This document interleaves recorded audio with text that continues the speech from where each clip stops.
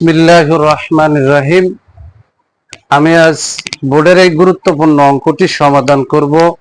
বোর্ডের এই গুরুত্বপূর্ণ অঙ্কটি বরিশাল বোর্ড 2023 সালে এসএসসি পরীক্ষায় জেনারেল ম্যাথ এই সাবজেক্ট থেকে সৃজনশীল অঙ্ক 1-এর খ নম্বরে এসেছিল। এখন আমি গুরুত্বপূর্ণ অঙ্কটি স্টেপ বাই স্টেপ সহজ সরল পদ্ধতিতে সমাধান করব। সমাধান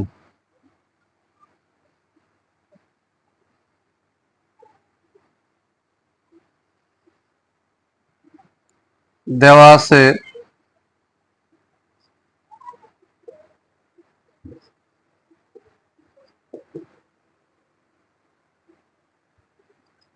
a equal to x belongs to z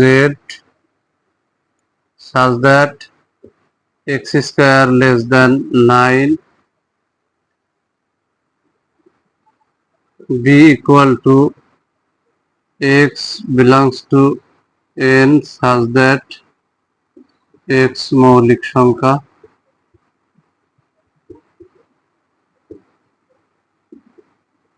মৌলিক সংখ্যা, এবং 1 less than x অনূর্ধ্ব 5।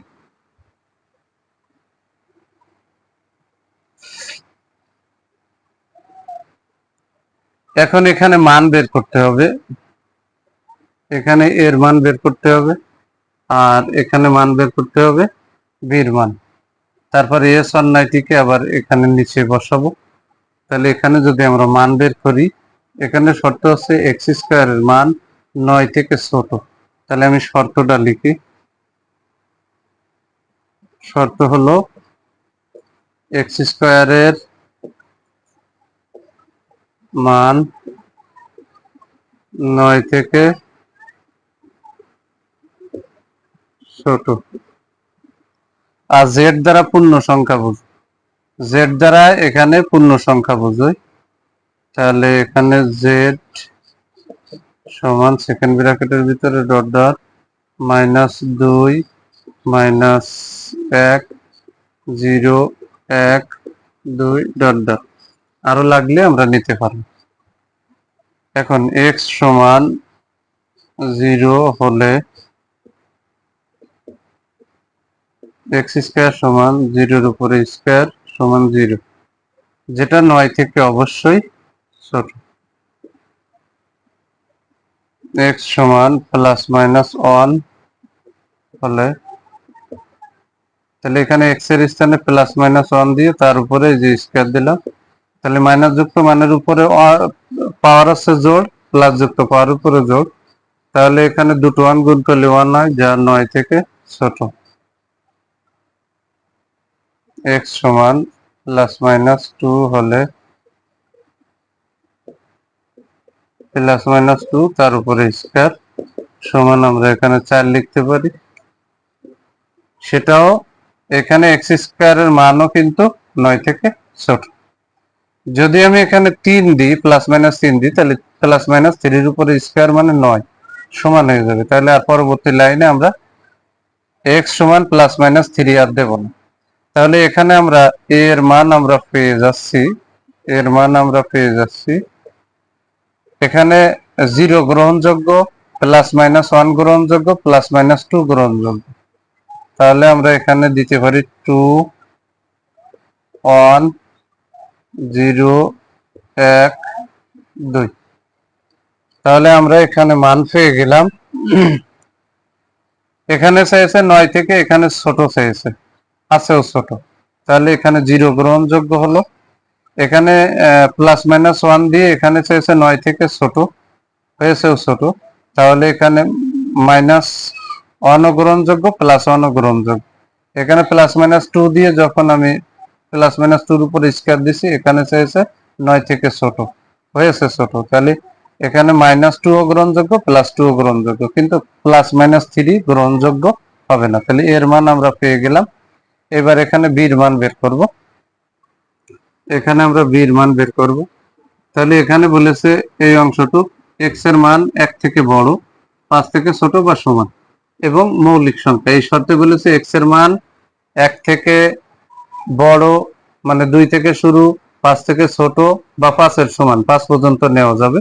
তাহলে এখানে x এর মান 1 থেকে বড় মানে 2 3 4 5 এত পর্যন্ত।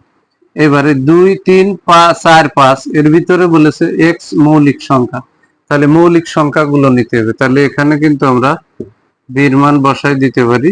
b সমান মৌলিক সংখ্যা হচ্ছে এর ভিতরে 2 একটা মৌলিক সংখ্যা, 3 একটা মৌলিক সংখ্যা, 5 একটা মৌলিক সংখ্যা। তাহলে এখানে 2 3 5 আমরা বসাই দিতে পারি। তাহলে আমরা b এর মান পেয়ে গেলাম।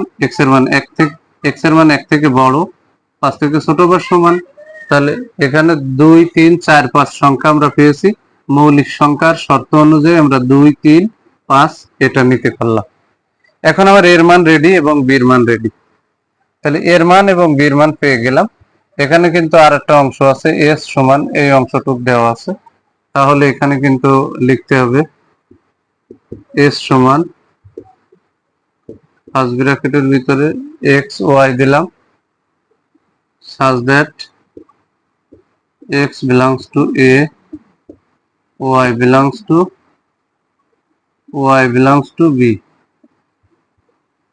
এবং y minus x equal to 1 এটা দিয়ে আছে। এখন এখানে কিন্তু আমাদের করতে হবে y minus x equal to 1। তাহলে এখানে অতএব এখানে এখন দিই, তাহলে y সমান x প্লাস 1 মানে x এর স্থানে x এর আগে আছে মাইনাস, ডানে গেলে প্লাস হইলো আর প্লাস 1 আছে। এখন আমরা x এর মান এবং y এর মানটা বের করব। তাহলে এখানে x এর মান y এর মানটা বের করব। তাহলে এখানে বলেছে x belongs to a, তাহলে এর মানটাই হচ্ছে x এর মান, এর মানটাই এখানে x এর মান। তাহলে মাঝখান দিয়ে এখানে দাগ দিলাম। তাহলে এখানে এর মান আছে 1 2 3 4 5টা, আর লেখার জন্য একটা মোট 6টা ঘর হবে। তাহলে 1 2 3 4 5 6। তাহলে এখানে x এখানে y সমান আমরা x প্লাস 1 লিখব, x প্লাস 1 লিখলাম। তাহলে এখানে বলেছে x belongs to a, তাহলে এর মানগুলোই হবে x এর মান। তাহলে এখানে -2 -1 0 1 2। এখানে বলেছে y সমান x প্লাস 1, x এর মানের সাথে 1 যোগ করতে হবে। তাহলে এখানে -1 এর থেকে যদি প্লাস 1 ফেলাই দিই তাহলে থাকে এখানে -1, এখানে -1 এর থেকে প্লাস 1 ফেললে থাকে এখানে 0, 1 এর থেকে 1 ফেললে 0, 0 এর সাথে 1 যোগ করলে 1 হয়, 1 এর সাথে 1 যোগ করলে 2 হয়, 2 এর সাথে 1 যোগ করলে 3 হয়। তাহলে আমরা y এর মান পেয়ে গেলাম এই যে অংশটুক। এখন এই y এর মানগুলো অবশ্যই b এর মানের ভিতরে থাকতে হবে, তাহলে তাকে r এর মানের ভিতরে অন্তর্ভুক্ত করতে পারবো বা s এর মানের ভিতরে অন্তর্ভুক্ত করতে পারবো। তাহলে এখানে আমরা লিখতে পারি s ইকুয়াল টু ফার্স্ট ব্র্যাকেটের ভিতরে এখন -1 b এর মানের ভিতরে কি আছে, b এর মানের ভিতরে নেই, b এর মানের ভিতরে নেই। তাহলে এই জোড়া গ্রহণযোগ্য নয়।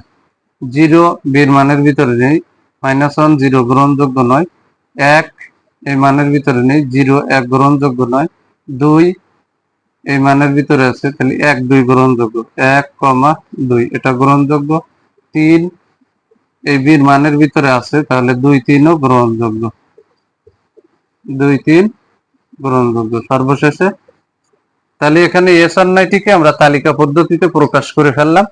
এবার এখানে বলেছে, প্রশ্নে বলেছে তালিকা পদ্ধতিতে প্রকাশ করে এর রেঞ্জ নির্ণয় করো। তাহলে তালিকা পদ্ধতির যে প্রত্যেকটা ক্রমজোড়ের দ্বিতীয়টা হলো রেঞ্জ। তাহলে এখানে কিন্তু আমরা লিখে দিতে পারি রেঞ্জ এস সমান সেকেন্ড ব্র্যাকেটের ভিতরে 2 3। এটাই হচ্ছে অ্যান্সার। অঙ্কটি খুবই সহজ এবং সহজ সরল এবং ভেরি ভেরি ইম্পর্টেন্ট। এই টাইপের অঙ্ক এসএসসি পরীক্ষায় প্রায় প্রত্যেকবারই আসে, স্কুলের অন্যান্য পরীক্ষাগুলোতে বারবার আসে। যদি আমার এই ভিডিওটি আপনাদের ভালো লাগে অবশ্যই ভিডিওতে লাইক কমেন্ট এবং শেয়ার করবেন। প্রতিদিন নবম ও দশম শ্রেণীর জেনারেল ম্যাথ এই সাবজেক্ট থেকে এ ধরনের গুরুত্বপূর্ণ অঙ্কের ভিডিও পেতে আমার YouTube channel teaching of 90 K subscribe করে পাশে থাকবেন, যাতে ভিডিও আপলোড দেওয়ার সাথে সাথে ভিডিওর নোটিফিকেশনটি আপনাদের কাছে চলে যায়।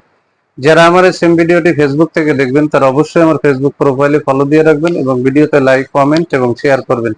সবাইকে জানাই আমার অন্তরের অন্তরস্থল থেকে সালাম। আসসালামু আলাইকুম ওয়া রাহমাতুল্লাহি ওয়া বারাকাতুহু।